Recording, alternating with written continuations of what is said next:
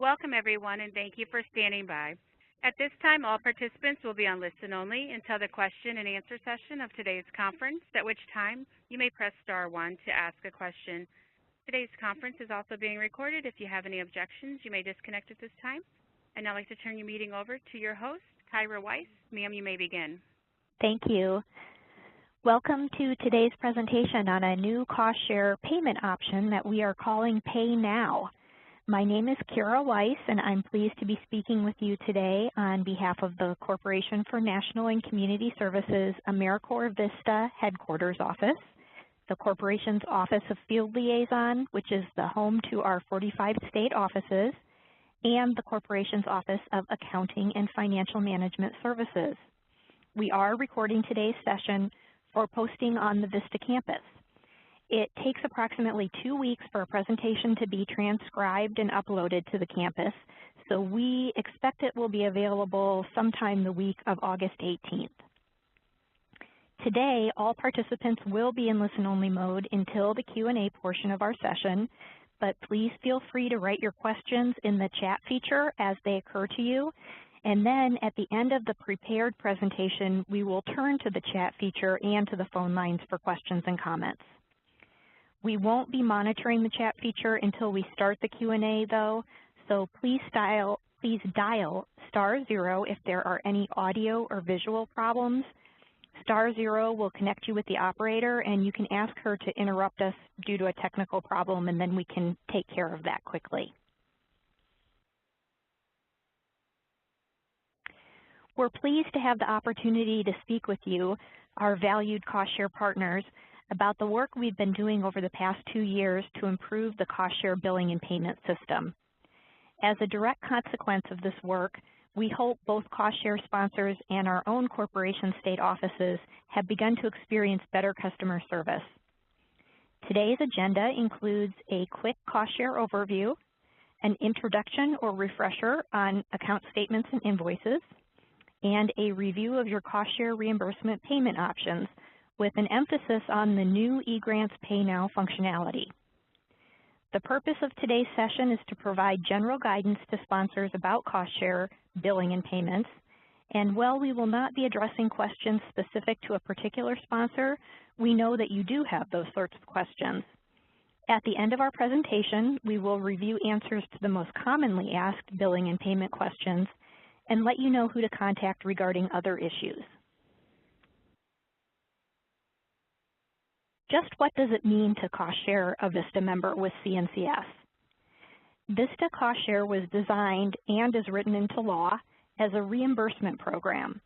It makes it possible for the corporation to expand the impact of Vista beyond what can be accomplished with the funding from our annual appropriation. On average, cost sharing allows for 20% more Vista members nationally to serve each year, which is really an amazing number that we're very proud to be partnering with you on. So how does this work? CNCS pays cost share members living allowances throughout their service year with monies from a special fund that was created by Congress just for this purpose. CNCS then invoices the cost share sponsor for those payroll expenses, those that have already been incurred and already paid to the member. The sponsor reimburses CNCS based on the charges outlined in the invoice it receives, and those sponsor payments are used to replenish the special Vista Cost Share Fund. That, in turn, makes it possible for CNCS to have the funds to issue future payroll checks for cost share members. Obviously, the strength of such a continuous system is dependent on sponsors making complete and timely reimbursement payments to CNCS. We realize that the billing and payment system in the past has been difficult to navigate and often left sponsors feeling frustrated. As an agency, CNCS made a sizable commitment to upgrading the cost share billing and payment system more than 2 years ago. We're excited to finally be seeing the fruit of that work in the enhancements that launched about 3 months ago. All of our state offices and many current cost share sponsors provided the recommendations and feedback during development that ultimately led to the changes we're talking about today. This has been a real team effort, and we are very grateful for the collaborative spirit responsible for the big changes from which we're all benefiting now. Here is a summary chart that illustrates what's been going on with invoicing, account statements, and payment options since before September of 2012 and through the development and implementation of the new functionality. A few highlights include the logical change from monthly to biweekly invoicing that's now in alignment with member pay periods, automating the invoice delivery process and making all invoices accessible to sponsors in eGrants, creation of the account statement and its accessibility in eGrants, and now the ability for sponsors to make electronic reimbursement payments directly from eGrants. Now we're going to walk through eGrants to illustrate how to access and use all the information you need to successfully manage the cost share component of your VISTA project. Unless you are a brand new VISTA sponsor, this page should look familiar to you.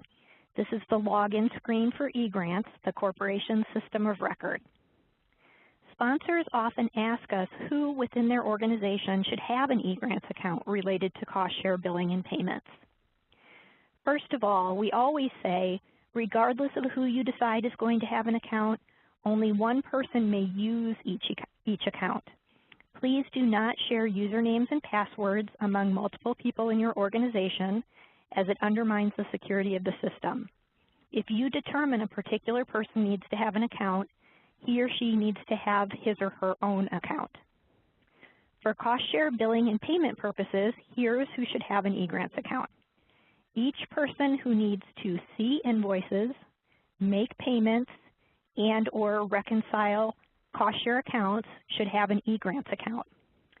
So for example, if someone from your organization who is otherwise independent of your VISTA project, such as your CFO or an accountant, makes your cost share reimbursement payments, please consider having an account for that person to make the process a little easier. In addition to simply having an account, there are particular roles a sponsor staff person must have to be able to see billing and payment information in eGrants. On your screen right now, you can see the email notification that is sent automatically to the people with the correct roles in eGrants whenever a new invoice or account statement is available for viewing. The section circled in red contains a reminder about necessary roles. We have created a one-page handout on eGrants accounts and user roles that we'll share with state offices, and they can share that with you if you have some follow-up questions about this.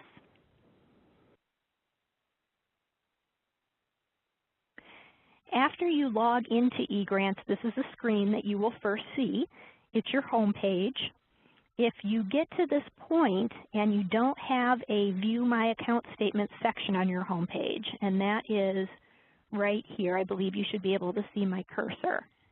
If you don't have this section on your home page, it probably means that you don't have the necessary roles to access the cost share billing and payment information for your organization. Some of you will have been sponsors when the invoices were first made available in eGrants about 2 years ago. And you remember you practically had to be a computer engineer to figure out where in eGrants to find the invoices. As of about 3 months ago, the link that takes you directly to invoices was moved to the home page. And I think it's safe to say that everybody is particularly grateful for this upgrade. So clicking on the current statement link is the next step to accessing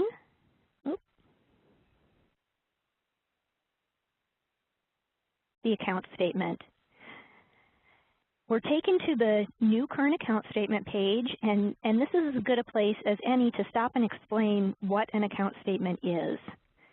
The account statement represents the most current billing and collection activity that CNCS has on record for an organization, and a sponsor should use the account statement and review it against its internal records, bringing specific discrepancies to the attention of CNCS.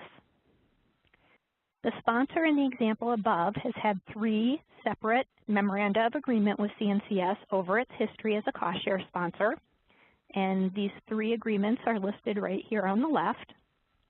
For the agreement that starts with a 12, that signifies an agreement representing fiscal year 2012. The sponsor was invoiced for $37,194.84. The sponsor has paid that same amount, so there's a balance of 0 for this agreement number.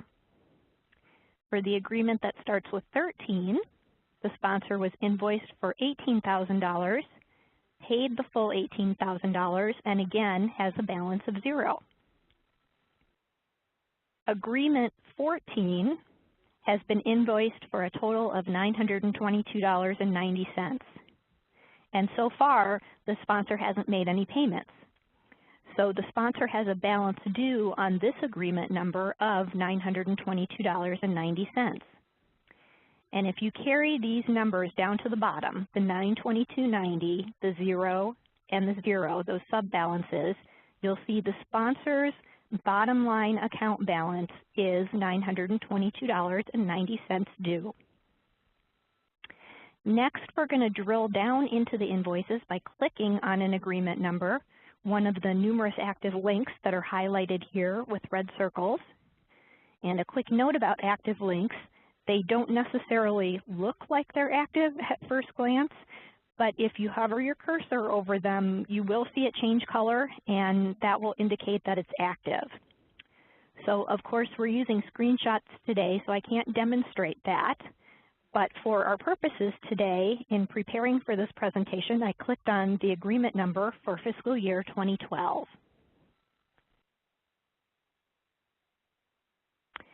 As I said, when you click on an agreement number, you will get invoice level details and payment information for the agreement. There are 6 columns of information at this level.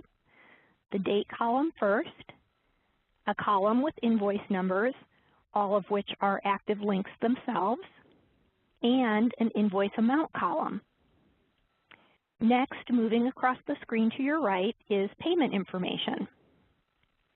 A column with the payment's number, if there is one, and an example would be right here, this is a check number.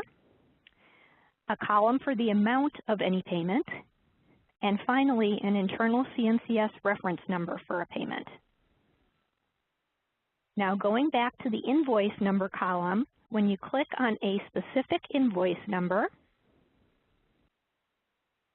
this is what you will see.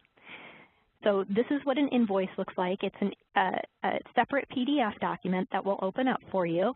It will have the sponsor's name and address information at the top left, information about the date and the invoice itself and agreement number, and then each of the members that were serving during the pay period being invoiced will be listed with their NSPID number.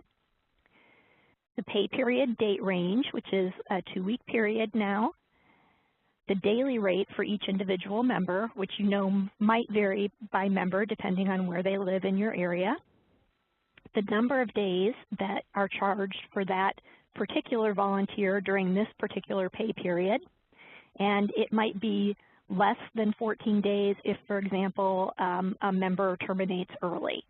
Maybe they only served 6 days into this pay period, for example, then there would be a 6 here instead of the full 14 days. And then the total charge, which is based on the number of days times the daily rate, and then that's totaled up to give you your invoice amount. You want to take this information and reconcile it against your member roster for the particular pay period that's being invoiced in preparation for paying the invoice.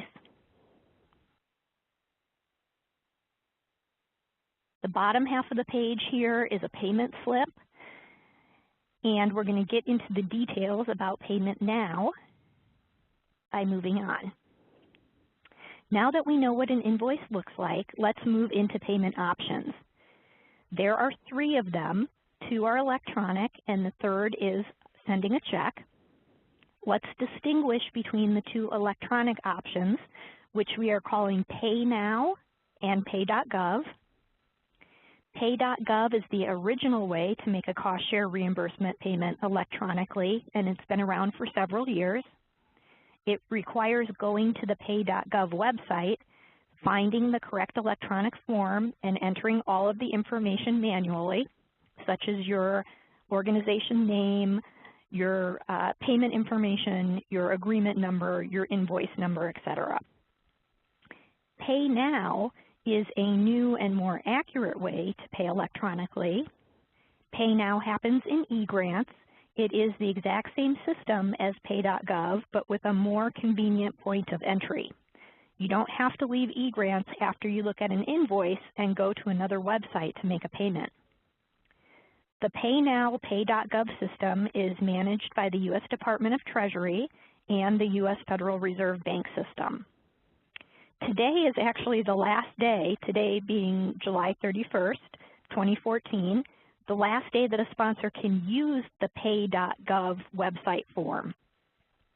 That page is going to be removed after today since we now have such a better way to pay electronically in eGrants.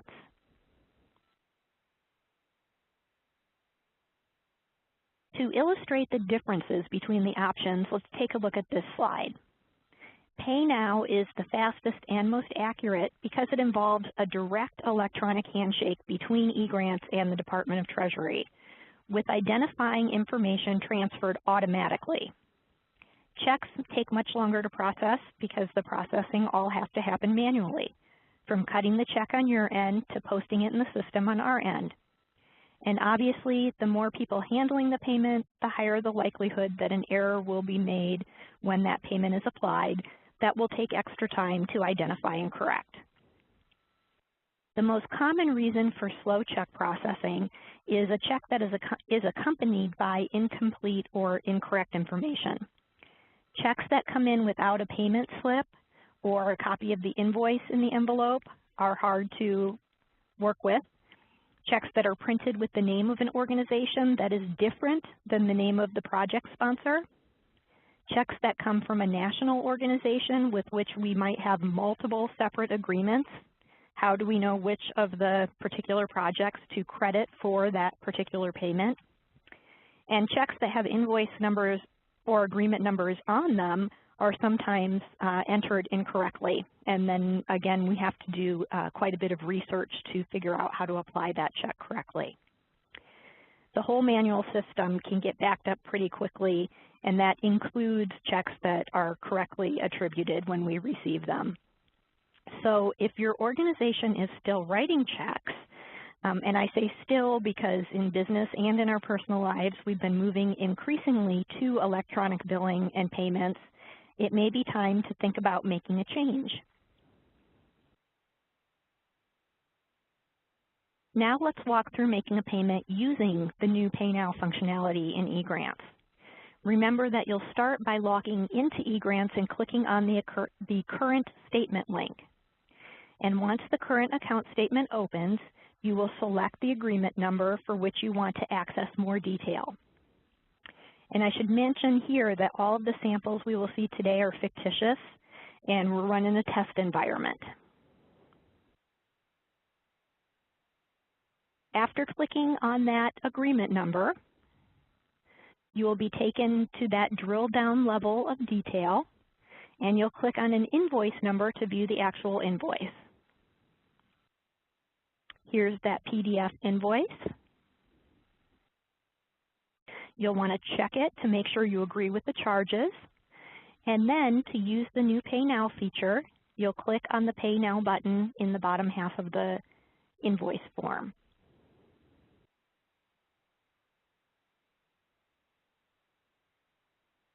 That will take you to this page, and this is the page where you're actually starting the payment. This is the first point at which there's a contact with the Department of Treasury. You'll see what is pre-populated here is, well, you can't see the name, address, and EIN of the organization is listed there. And then the current balance is the balance from that particular invoice that you were working from. So you can see here, we've got the balance of the invoice here that's automatically populated into the current balance, but in the payment amount, you can delete that amount that's in there. It's pre-populated but not static, so you can change that to whatever amount you'd like to pay. And then you select either credit card or ACH transfer, and ACH transfer represents paying from a bank account. So in this example, we're going to select credit card from the drop-down menu and click Submit. This is the next page that you'll see. and you'll change or enter the information that is requested, and some of it is required. Bring your attention to the bottom of the form here. The agreement number and the invoice number were pre-populated and are static, so this is the really nice piece of information that is automatically transferred and is the basis for making the correct application of your payment later. Continue with plastic card payment after all the information is provided. That will take you to this page, which is a summary of your account information, the amount that you are paying, and then the opportunity to enter an email address or multiple addresses so that you can receive a confirmation of the completion of your transaction. There's one little field right here to click, and then submit payment, and that's when your payment is actually submitted, not until that point. So prior to this point, you can cancel or back out and your payment will not have been processed. The screen you will see next is back in eGrants, and it tells you that your transaction was successfully processed. There's the payment amount, and here's the confirmation ID. But if you selected to receive an email confirmation, this is what your email confirmation will look like, and it has even more detail on it than the eGrants confirmation does. And we recommend saving or printing these two screens for your records. After you make a payment through the Pay Now button or using the Pay Now link, you're going to see a pending payment show up on your account statement under the particular agreement that you selected to pay from. So this is a nice new feature that's only available if a sponsor makes a payment by clicking on the Pay Now link. A payment does not show up as pending if it's made from the pay.gov webpage, and it will not show up as pending if a sponsor sends a check to the corporation. Instead, those two payments will not be reflected on the account statement until they've been completed. So here you can see as soon as you make a Pay Now payment, you can go back into the account statement and take a look and find your payment there. We're going to do a payment again, but this time from the agreement level. So here we are. There's a Pay Now button next to each agreement number, and if you want to, you can pay at the agreement level. You click the Pay Now button, and we'll note this value right here is what is pre-populated in our current balance and payment amount field. And again, you can change that number if you'd like to. This time we're going to look at the bank account payment, and so selecting ACH transfer from the drop-down menu and clicking submit. That will bring you to this form. Looks a little bit different from the credit card form, but not that much different.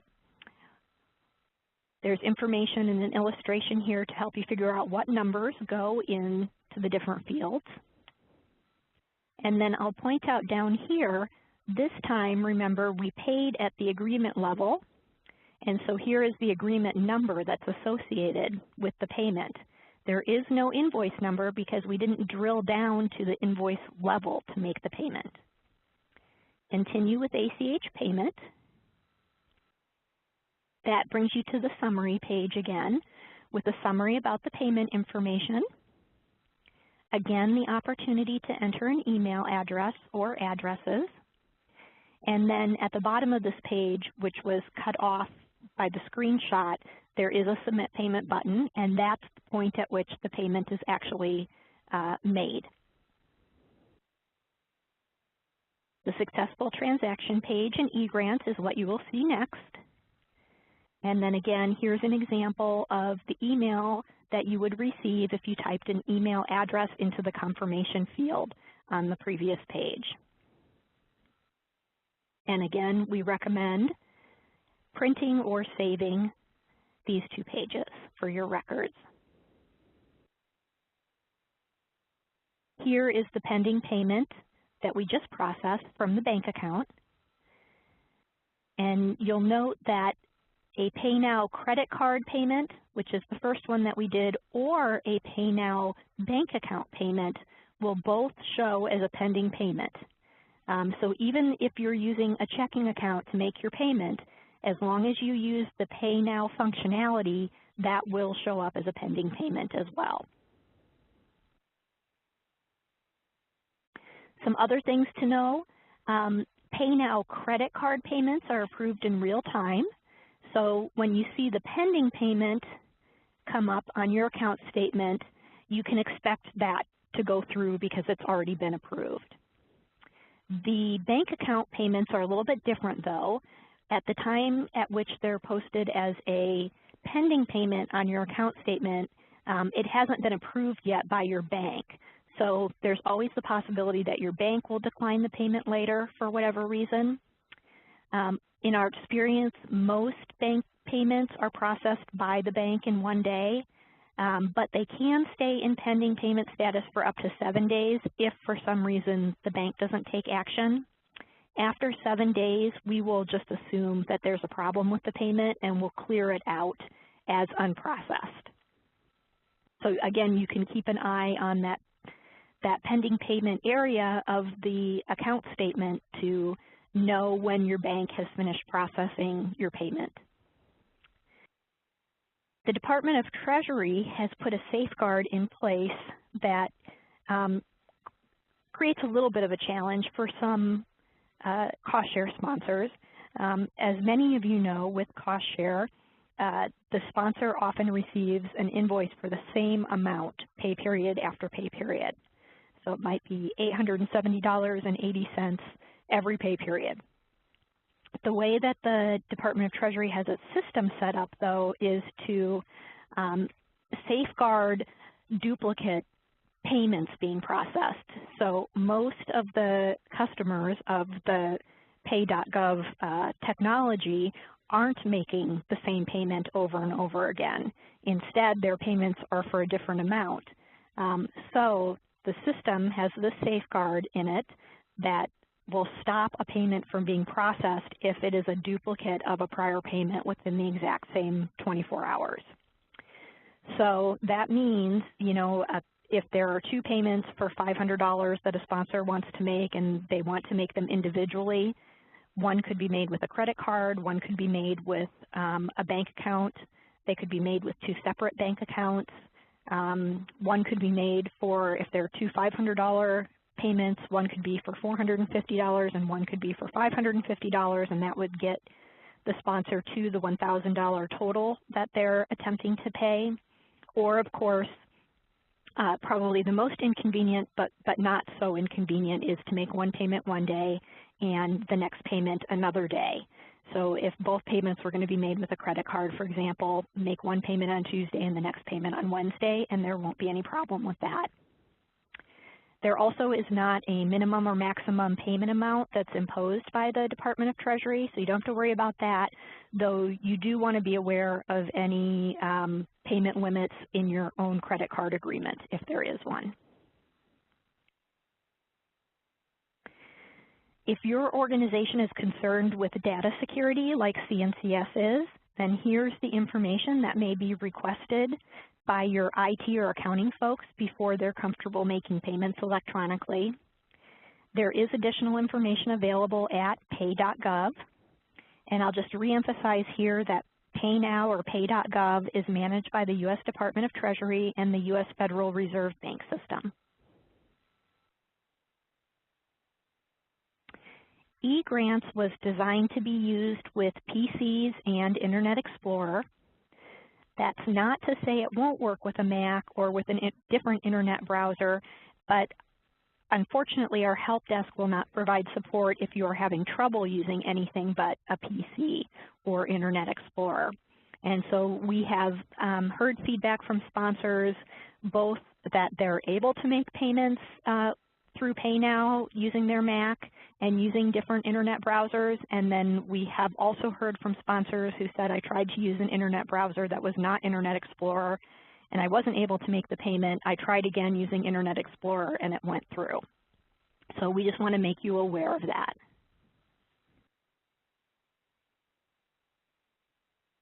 Here are our commonly asked billing and payment questions. We're in the home stretch of the presentation. So this is a very common question that we receive. A sponsor asks about a member that's listed or a member they expected to see listed on an invoice. And the CNCS state office should be your first point of contact for this type of question about a member, because if something ultimately does have to be changed or corrected, that action will be initiated by the state office. So it makes sense just to start your inquiry with them to begin with.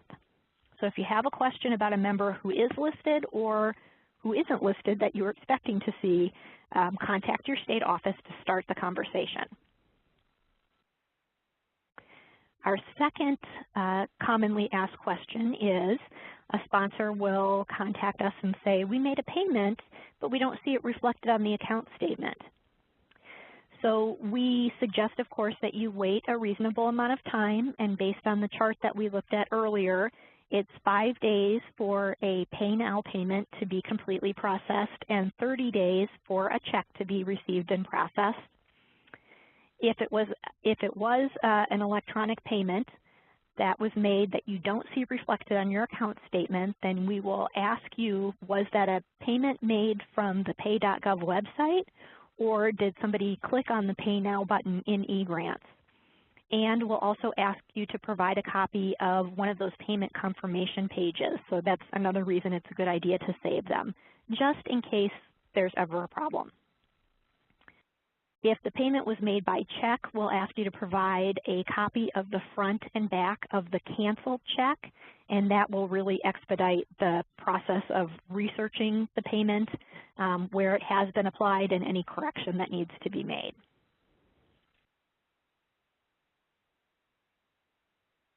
We have had sponsors who have said, we really want to prepay, so we only have to pay once, and can you give us an invoice that's going to reflect the amount of money that you would be billing us over the course of the coming year? Unfortunately, we don't have the legal authority to do that. And invoices always have to be based on living allowance payments that have actually been made to members. So even though you've entered into an agreement with CNCS that has an up to amount on it, for example, maybe it is 2 cost share members up to $24,000 in the coming year, we cannot generate an invoice for you for $24,000 because those charges haven't been incurred yet. We can only invoice you after the fact. Someday we hope we will be in a position that where we'll be able to talk with you more about prepayments, but that's not the case right now.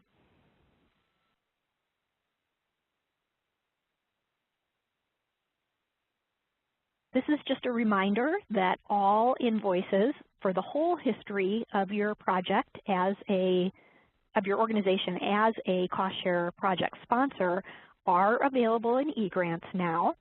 All invoices and account statements.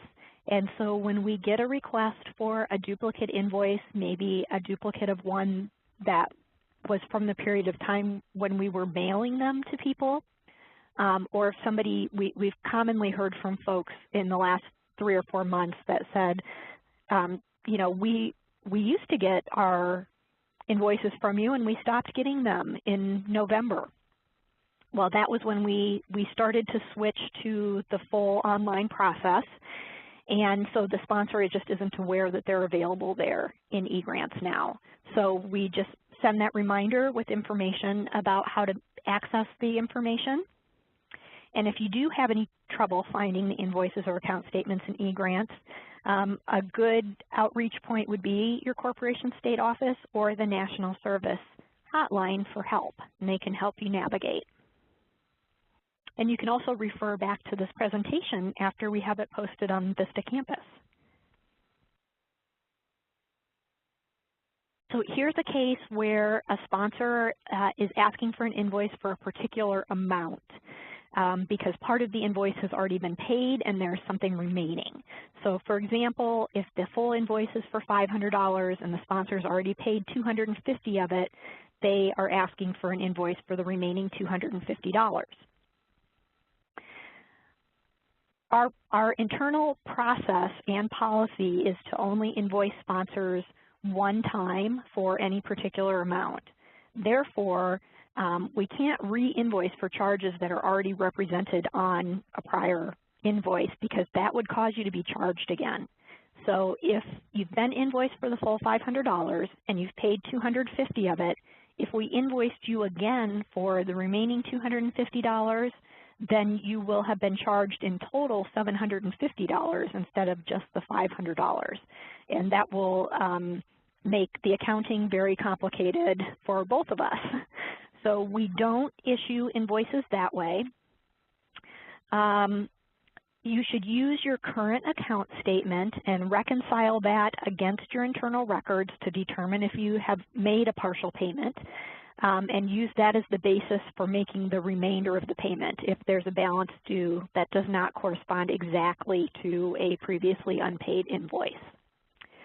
We did set up our system so there is the ability to pay at the invoice level, and we've done that because many, if not most, sponsors have an internal policy of only making payments against particular invoices, and that's our policy internally too when we have to make a payment for something. So we understand why that policy would be in place, and we've tried to make it as easy as possible going forward for sponsors to go in, open an invoice, and pay directly from that particular invoice. We've had lots of requests for a sponsor, from a sponsor to move a credit from one agreement to another agreement where there's a balance due. And if you can see on the screenshot here, we've got an example of a project that has had 4 agreements with the corporation over its history as a cost share sponsor, and it's got 2 credit balances. One is for 6 cents, and that's for the agreement that was from fiscal year 2011. And then if you go to the agreement for fiscal year 2013, there's a credit of, I believe it's about almost $4,000. I'm having a hard time seeing on my screen, so I apologize. You probably are as well. It's not necessary to request that we move a credit from one agreement to another agreement because a credit that's applied anywhere on your account statement is automatically applied to the sponsor's bottom line. So you can see those subtotal balances for each agreement add up, and the bottom line balance here is $2,573.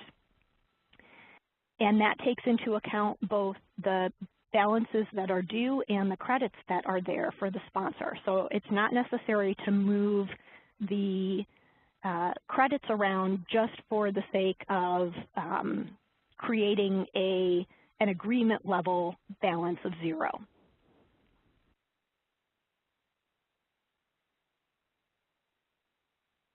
When a VISTA sponsor asks for a refund for an overpayment, if the project is closed or if the project is still a VISTA project but no longer a cost-shared VISTA project, then we'll process the refund upon the request of the sponsor.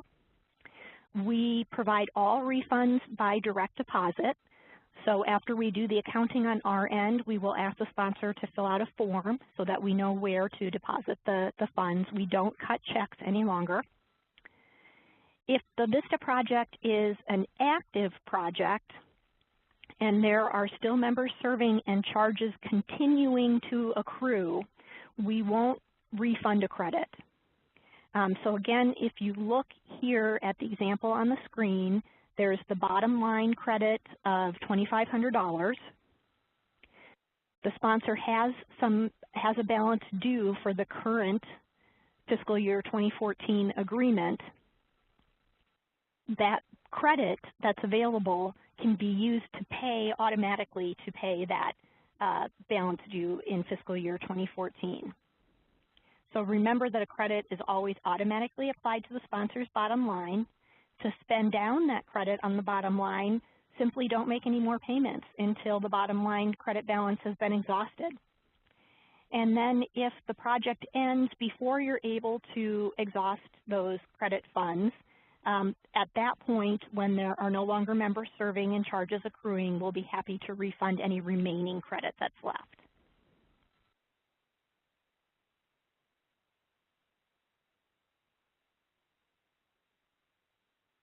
So here we are.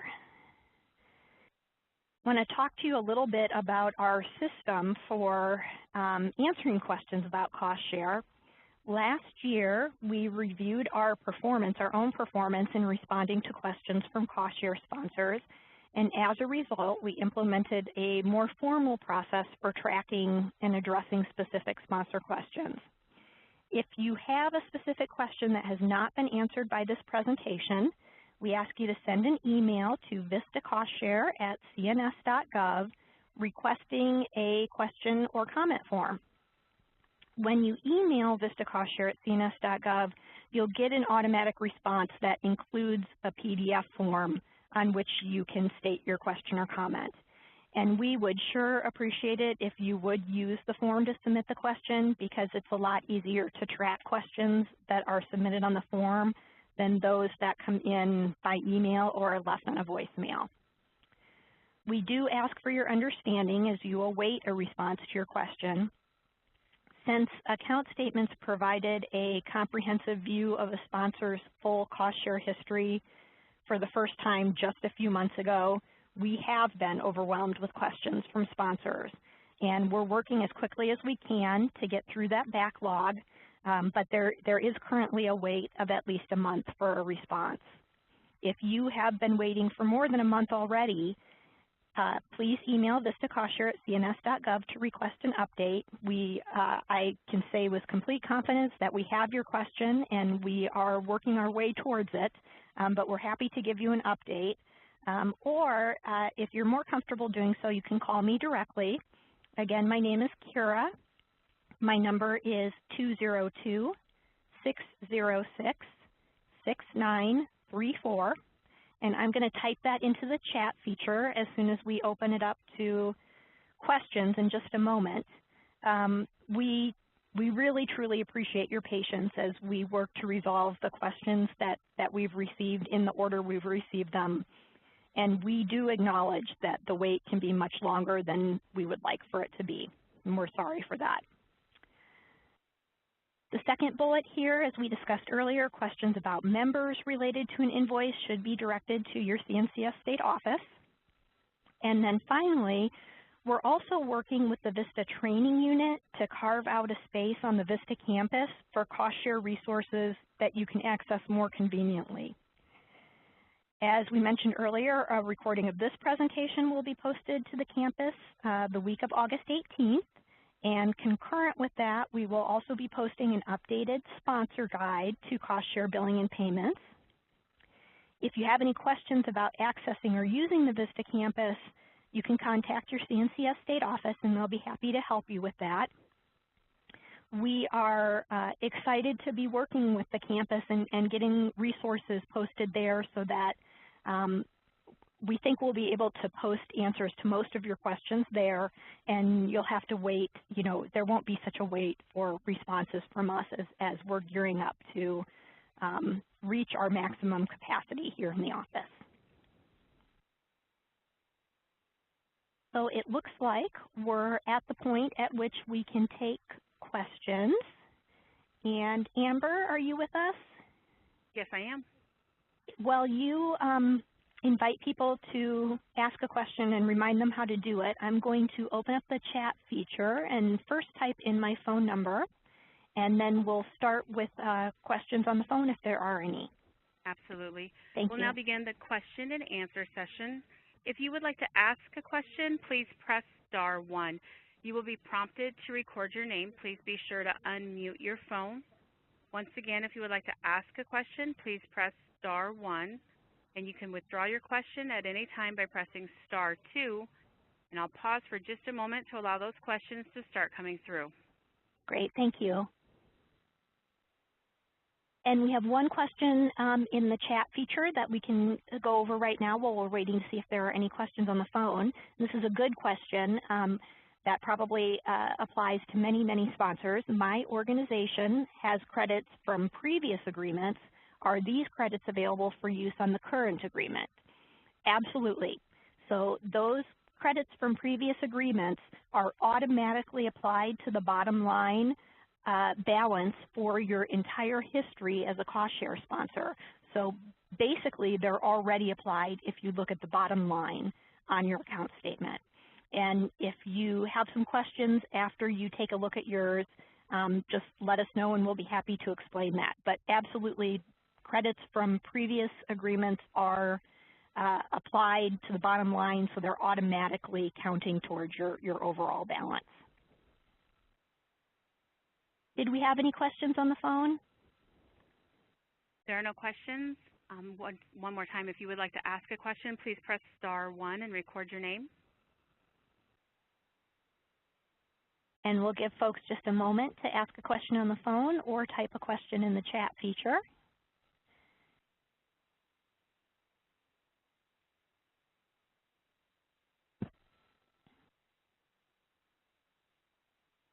I'm not seeing any additional questions in the chat feature. And we have no questions coming over the phone lines at this time. Okay. Well, in that case, we want to thank you for joining us today. We really appreciate your partnership with us on Vista Cost Share, and we look forward to a positive working relationship with you as we continue to implement the changes and upgrades to the Vista Cost Share payment and billing system. Please let us know if there's anything we can do for you. Thanks for joining us.